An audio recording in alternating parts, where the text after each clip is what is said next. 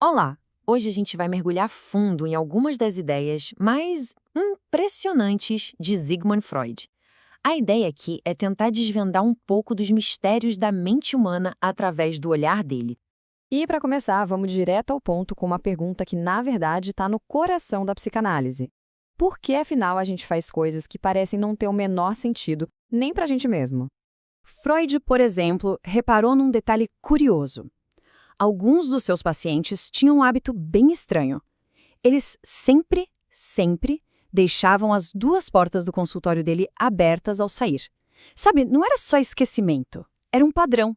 Uma coisinha pequena, aparentemente boba, mas que escondia um segredo.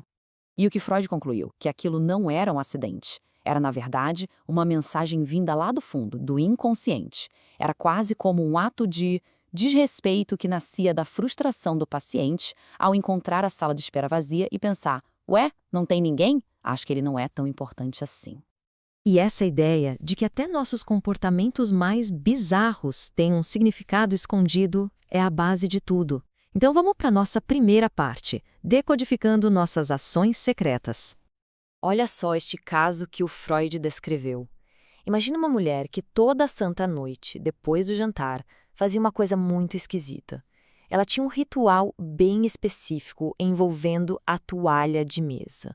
Ela ia lá, fazia de propósito uma mancha bem grande na toalha, num lugar certo, e depois chamava a empregada só para olhar mancha. Um ato obsessivo que não fazia sentido nenhum. Acontece que a raiz disso tudo estava numa única memória. Um trauma que ela tinha enterrado lá no fundo. A noite de núpcias dela. E a chave para entender aquele ritual estava toda aí. Nos eventos daquela noite. Uma memória com 3 partes. Primeiro, o marido não conseguiu consumar o casamento. Segundo, a vergonha dele, preocupado com o que a empregada ia pensar no dia seguinte ao ver o lençol limpo. E terceiro, o disfarce. Ele pegou tinta vermelha e manchou o lençol, para fingir que tinha acontecido. Então, o que ela estava fazendo com a toalha de mesa? Aquilo não era só uma repetição sem sentido do trauma. A toalha era um símbolo do lençol. Ao criar a mancha e mostrar para a empregada, ela estava simbolicamente corrigindo o passado. Ela estava reescrevendo a história. E é isso que Freud chamou de ação sintomática. É um ato que parece aleatório, mas que, na verdade, tem um propósito muito claro: realizar um desejo reprimido ou consertar uma memória dolorosa.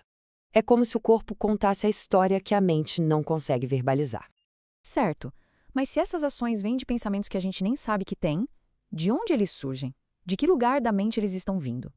Para explicar isso, Freud propôs um novo mapa da mente. Ele basicamente dividiu o nosso aparelho psíquico em 2 grandes territórios. De um lado, a mente consciente, que é tudo aquilo que a gente sabe, que a gente percebe. É a nossa parte racional. Do outro, o imenso e misterioso inconsciente, onde ficam escondidos nossos impulsos, desejos e memórias reprimidas, a fonte de tudo aquilo que a gente não entende. E ele usou uma analogia genial para explicar como isso funciona. Pensa na mente como um apartamento de 2 cômodos. O primeiro cômodo, a antessala, é o inconsciente. É um lugar caótico, cheio de impulsos querendo sair. O segundo cômodo, o salão, é a nossa consciência. E na porta entre os dois tem um guarda bem rigoroso. Esse guarda é o que Freud chamou de repressão. E o trabalho dele é barrar qualquer impulso indesejado que tente entrar no salão da consciência. Ok, mas de onde vêm esses impulsos tão fortes, tão poderosos, que precisam ser trancados às 7 chaves no inconsciente? Bem, para Freud, a resposta estava num lugar que a maioria de nós esqueceu: a nossa infância. Na teoria dele, a infância não é nada inocente. Freud a via como uma sequência de fases de desenvolvimento. Primeiro, a fase oral, com o prazer focado na boca. Depois, a sádico-anal, ligado ao controle e à excreção.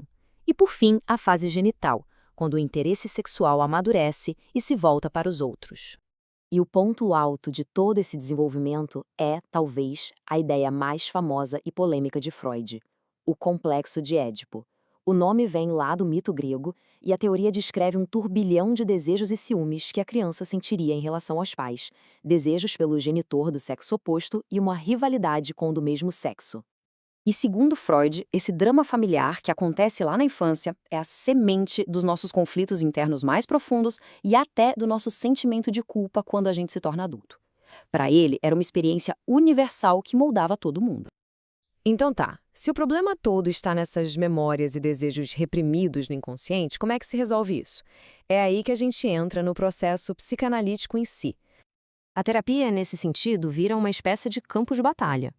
De um lado, entra em campo a resistência, que é a defesa da nossa mente para não encarar verdades dolorosas.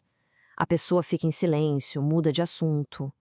Do outro lado, surge a transferência. É quando o paciente, sem perceber, projeta no analista todos os sentimentos que tinha por figuras do passado, como o pai ou a mãe. E o objetivo final de toda essa batalha não é só fazer um sintoma desaparecer. O verdadeiro alvo é muito mais profundo. É conseguir decifrar a mensagem que aquele sintoma carrega. E, com isso, resolver o conflito original que o gerou. E o próprio Freud resumiu isso perfeitamente. Ele disse: nossa terapia atua transformando o que é inconsciente no que é consciente. O ego é assim ampliado. É sobre expandir a nossa consciência. Então, a grande lição que fica é a seguinte: nossas neuroses, nossas ansiedades, aqueles nossos hábitos mais estranhos, nada disso é por acaso. São como pedaços de uma história que foi esquecida. E a psicanálise tenta justamente traduzir esses sintomas de volta para a língua original do inconsciente para que a pessoa possa finalmente ter domínio sobre a própria história. Isso tudo nos deixa com uma última reflexão, uma pergunta para se pensar. Que histórias ocultas podem estar nesse exato momento moldando a vida de cada um?